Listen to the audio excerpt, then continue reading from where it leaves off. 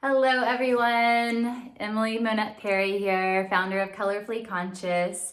I would love to share with you today, by popular request, some morning practices that are going to really just step up your day and allow you to walk through every morning and every day as the best version of yourself. And really, this took me many years to master. And I cannot even say that every single day I follow what I'm sharing with you to a T. So, my encouragement for you is to just take everything that I'm sharing with a grain of salt. And even if you just get one little nugget of information that you are able to implement effectively into your day and do it consistently, I promise you, you will see amazing results very quickly if you just stick to it. So by no means feel like you have to do everything that I'm sharing. This is something that has taken me years and years to really cultivate into my daily routine. So my wish for today is just to share with you so that you're able to take something away and bring some value into each morning for you. And really, our mornings begin with our evening routine. Really, what happens at bedtime implements and affects everything that is happening the next morning when we wake up. What I like to do at bedtime, I used to have this terrible habit of sleeping with my phone under my pillow. It's hard to believe I even used to do this now, thinking about all of that energy and technology circulating in the phone and the waves just like being so close to my brain. But that is the number one no-no. And what I would really encourage you to do is shut off all of your screens, computers, televisions, phones, everything at least an hour before your head is hitting the pillow. Really an hour before you're winding down. So I actually like to give myself about 2 hours because I have really a pretty active mind. My brain it takes a little while to shut off. So I try to go with 2 hours before bedtime. Again, I am human. I am not perfect by any means. And I still have plenty of nights where I'm like, oh, I've got to write one more email, or I need to touch base with one more client, or whatever it might be. But rule of thumb is an hour before bed, shut off all of the screens. And if you can, charge your phone actually outside of the bedroom. I have really created this amazing way of waking up where I don't use an alarm anymore unless it's a special occasion. So I just let the phone be and I don't even worry about it. But in the time that I do need an alarm, I actually have a true old school alarm clock next to my bed just so that I can wake up without having the phone nearby. So if you like to wake up to an alarm, I would encourage you to just go to Amazon, get a regular old school alarm clock and put the phone out of your field of awareness for the whole time that you're sleeping, because it's going to be really important to also spend that first hour of every morning without your phone so that you are not distracted and you're not reactive and you get to really stay in your own space and your own energy. After you've put the phone away for that hour before bedtime, really use that time to wind down, take a shower, do something to put you into a relaxed state. I encourage reading at bedtime, as well as making a little gratitude list or even an acknowledgement list of things that you did well for the day or anything that you would have done differently, so that you can just start gaining some awareness about how you're moving through each day. Also, before bedtime, I recommend going ahead and filling up a glass of water and keeping that by your bedside table, because the first thing you're going to do when you wake up in the morning is grab that glass of water and drink it, just to go ahead and start hydrating your system, hydrating your cells, and nourishing your body with that water right when you wake up. So that's the first thing. Right when you wake up, you want to keep a journal and a pen near your bed, and you're gonna drink your glass of water, and as you wake up, just grab that journal and pen. And you might be a dreamer, you might not ever remember your dreams. Either way, it's totally fine. I have really, really active dreams, and I really like to get into this practice of writing down whatever comes up in my dreams, because it's so cool to go back and look and see how spot on our subconscious mind really was at certain times when we maybe didn't have that conscious awareness of what was playing out in our waking hours. Even if you're not a dreamer, I still recommend doing this because you really get some great downloads as you're sleeping. And even if you are one of those people that's like, I don't see movies in my head, I don't get images, I can't remember my dreams. If you just go ahead and start writing and you just put the pen to the paper, even if you're writing, I don't know what I want to say right now, or I don't like doing this, you'd be surprised what comes out. So that is my first step for every day. Non-negotiable is writing, and I write 3 pages. This is something that I got from a book called The Artist's Way by Julia Cameron, and she recommends doing this every single day and not looking back. And it's been a great practice for me to implement, so I highly recommend doing this for yourself. And after you've finished just purging whatever's going on in your mind, come up with an intention for your day. So I really recommend using I am statements. So it can be, I am present, I am creating possibilities, I am full of love and share that with the world.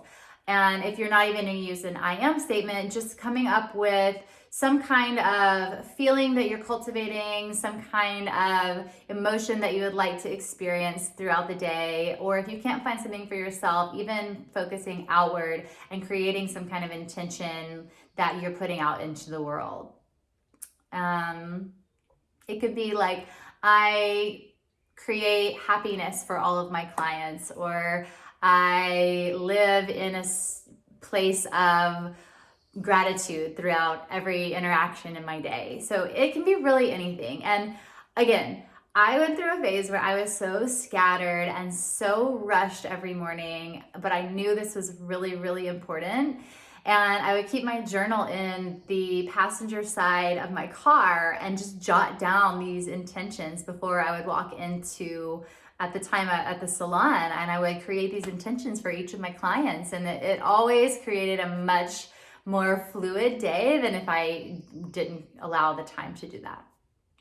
So you've had your glass of water, you've done your writing, then it's putting that out into the world. This can be a time of prayer or contemplation, just connecting to whatever that source it is, God, the universe, your higher self, spirit, just putting some kind of prayer out into the cosmos to start cultivating that in your life. Next, you're going to get out of the bed, go ahead and get moving. I do the journaling practices from the bed, but you can do it out if you would like. But right when you get out of the bed, make up your bed. Now, I know that this seems really elementary, but really, if you can complete this one task for the day, it's going to make an immense amount of change in your life. I cannot tell you how important it is to make your bed. You will not be sorry. If this is not a practice that you implement already, just go for it and see what happens. Now, after you've made your bed, I'm going to ask you to do something that is really going to get you out of your comfort zone, and that is take a cold shower.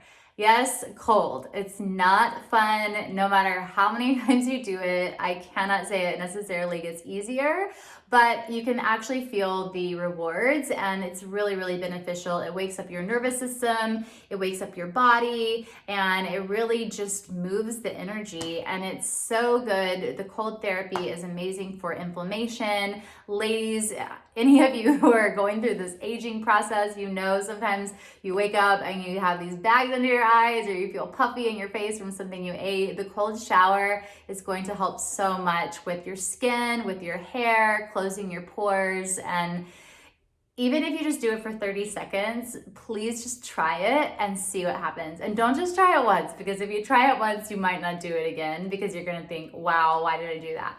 Give yourself at least a full week of doing this every single day and see what happens. It really, really creates magic, I promise. Now, after I've taken my cold shower, that's when I am allowed to get dressed. So either putting on workout clothes or whatever my clothes for the day. And then I go and I make my tea, and I create this tea with fresh ginger root, lemon. Sometimes I add some turmeric and some apple cider vinegar. And I grab this tea, and that's when I go into my meditation and a little bit of movement. So before I even do any kind of meditation practice, I used to a long time ago, I would meditate in bed. About, gosh, it's probably been a decade now. I learned Transcendental Meditation, and they asked you to meditate for 20 minutes twice a day, morning and afternoon. And I would do this in bed before I got out of the bed, and I would fall asleep. And it was not really beneficial because I would just go back to bed and I wouldn't really get the full effects of the meditation. So if you absolutely have to do it in bed, it's better than nothing. And if you are able to take this practice after a little bit of movement in your body, you're going to get even more benefits.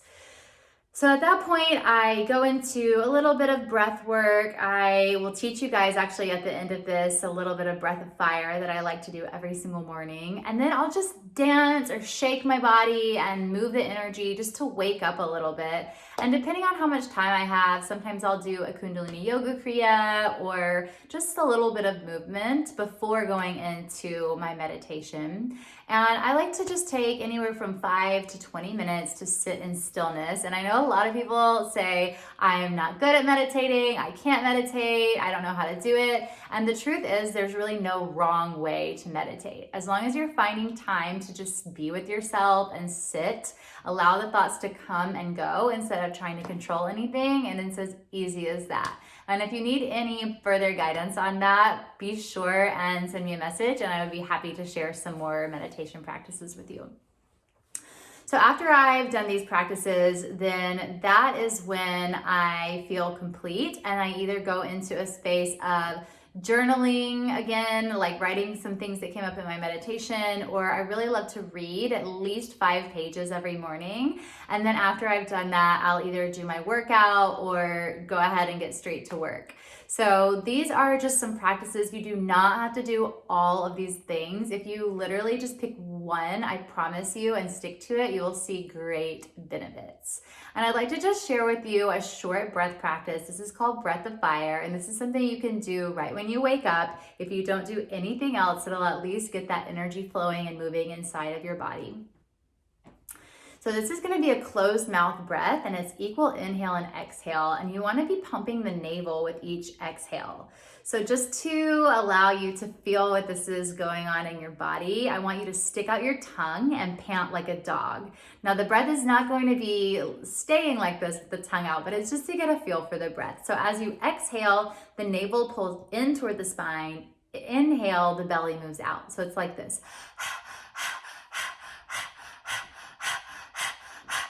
Now close the mouth, close the eyes, and keep breathing. And it's equal inhale and exhale, in and out through the nose, pumping the navel with each breath out. Keep breathing, eyes are closed. Connect to the navel point with each breath. Now inhale deeply. Suspend the breath, hold in at the top, feeling that energy, that life force, prana, circulating through every cell of the body. This is when you would cultivate that intention that you set at the beginning of your morning. Hold it in the body, and as you exhale, release through the mouth, letting that intention flood out of your body through the breath out into the world, ready to take on the day ahead. Thank you so much for being here today. I hope these practices are helpful for you, and I would love to invite you, if you have any further questions, to hop on a complimentary call with me so that we can answer any questions you may have and just allow us to go to that next level. I have opened up 2 spots in my one-on-one mentorship program, and I would love to connect with you and get to know you a little bit better to see if we could find a way to work together. I hope everyone has an amazing day. Again, my name is Emily, and I look forward to seeing you soon. Sat Nam, Namaste.